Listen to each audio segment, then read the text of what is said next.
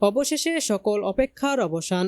নিজের পরিবারের বিরুদ্ধে গিয়ে বিয়ের মণ্ডপ থেকে পালিয়ে আর্যর কাছে ফিরল অপর্ণা। জি বাংলার জনপ্রিয় ধারাবাহিক চিরদিনই তুমি যে আমার সম্প্রতি নতুন প্রোমো নিয়ে দর্শকদের সামনে এসেছে। এই ধারাবাহিকটি দীর্ঘদিন ধরেই ছোট পর্দায় ভক্তদের মন জয় করে চলেছে। নতুন প্রোমোতে আমরা সবাই দেখতে পাচ্ছি যে অপর্ণা তার বিয়ের আসর ছেড়ে পালিয়ে আসে আর্যর কাছে। অপর্ণা আর্যকে জানায় যে সে পালিয়ে বিয়ে করতে চায়। এই মুহূর্তটি দর্শকদের জন্য চমকপ্রদ এবং এটার জন্যই তো তারা এতদিন ধরে অপেক্ষা করেছিল, কারণ দর্শকরা এটাই ভাবছে যে এতদিনের ঝামেলার কি তাহলে অবসান হলো, এবার কি সত্যি অপর্ণা এবং আর্যের বিয়ে হবে। তবে প্রোমোতে আরো দেখা যাচ্ছে আর্য অপর্ণাকে নিয়ে তাদের বাড়িতে পৌঁছে দেয়, অর্থাৎ বিয়ের মণ্ডপেই, যেখান থেকে অপর্ণা পালিয়ে এসেছিল। আর্য সিদ্ধান্ত নেয় যে সে সমস্ত কিছু ভাগ্যের হাতে ছেড়ে দেবে।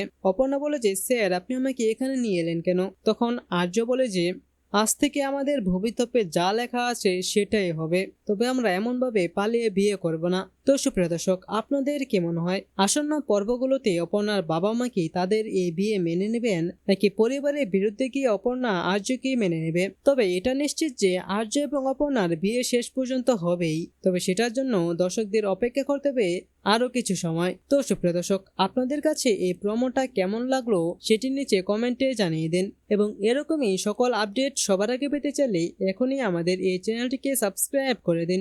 ধন্যবাদ সবাইকে।